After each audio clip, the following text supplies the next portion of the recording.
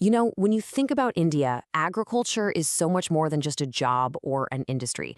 For millions and millions of people, it's a way of life.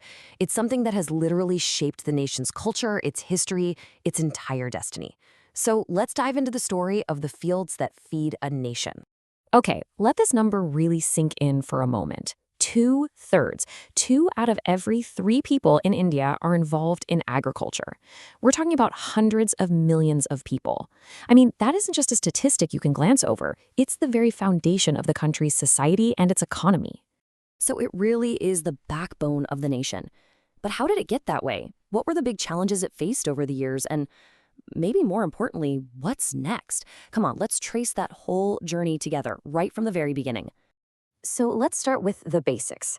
Agriculture is what we call a primary activity, and that just means it's all about producing things straight from the earth.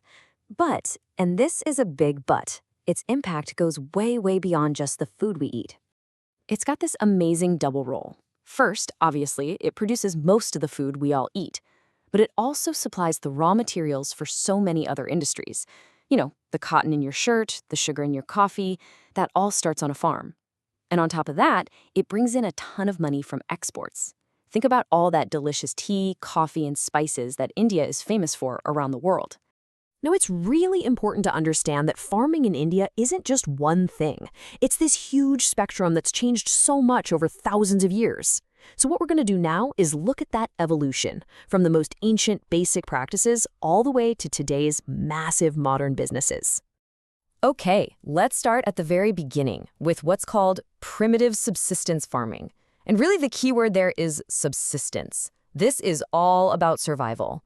We're talking about families working on small patches of land using really basic tools like a hoe or a digging stick.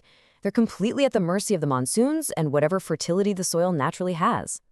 And this is where we see that famous slash and burn technique. It's actually a pretty clever system for its time. Farmers clear a piece of land, they grow their crops, and then, once the soil starts to lose its nutrients, they just move on to a new patch.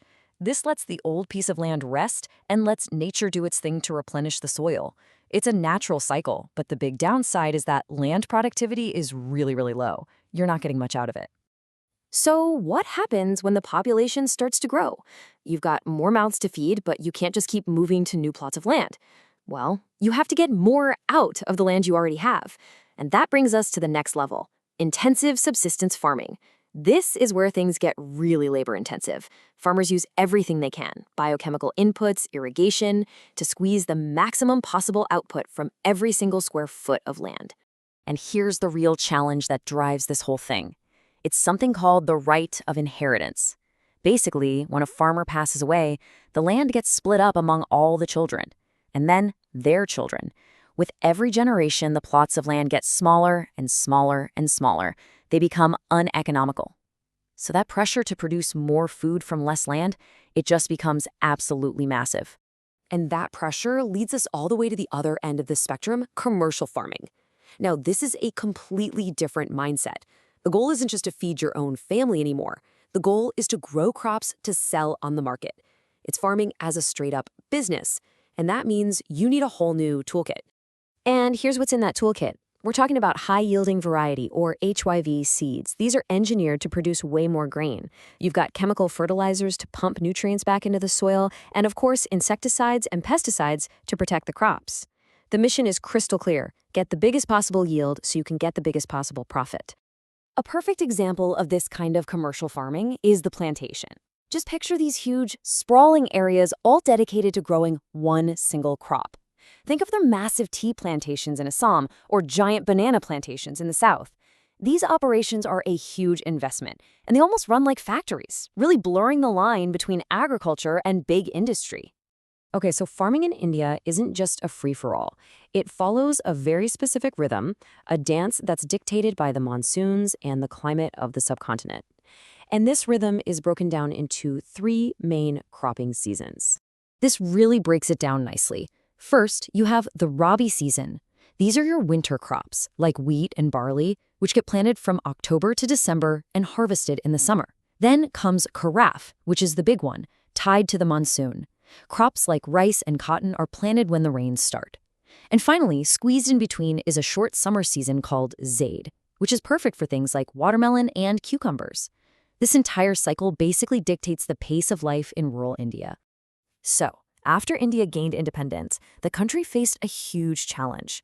It became obvious pretty quickly that the traditional ways of farming just weren't going to cut it to feed a rapidly growing population. Something had to change, and fast. This kicked off a whole series of massive reforms meant to completely revolutionize Indian agriculture. There were three big pushes that really stand out. First up was land reform. The government tried to tackle the problem of all those tiny, fragmented farms and get rid of the old feudal zamindari system.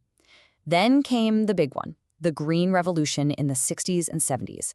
This was a game changer, introducing a whole package of technology, new seeds, fertilizers, irrigation that sent crop yields skyrocketing. And finally, there was institutional support. The government set up things like rural banks and crop insurance to give farmers a financial safety net, which they desperately needed.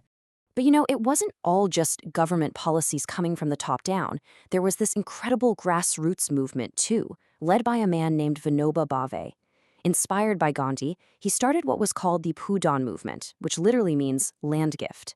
He walked from village to village, simply asking wealthy landowners to voluntarily donate some of their land to poor, landless families. And it worked. It was famously called the Bloodless Revolution. So, despite all of that incredible progress, the story isn't over. Today, Indian agriculture is standing at a major crossroads, and it's facing a whole new lineup of really complex challenges. And this right here is the central paradox, the big problem. Even though agriculture's contribution to the country's overall economy, the GDP, has been shrinking for decades, it still provides jobs for more than half of the entire workforce. Think about that gap. It's getting wider, and it's a huge cause for concern. And the headwinds farmers are facing today are just immense. They're up against tough international competition, public investment in agriculture has gone down, and on top of that, there are serious environmental consequences from decades of intensive farming. We're talking land degradation from all the chemicals, vanishing biodiversity, and aquifers literally drying up. The very resources they need to survive are at risk. And remember that problem of land getting smaller and smaller?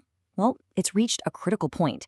Right now, the average Indian farmer has less than half a hectare of land to work with. To give you some perspective, that's not even the size of one American football field.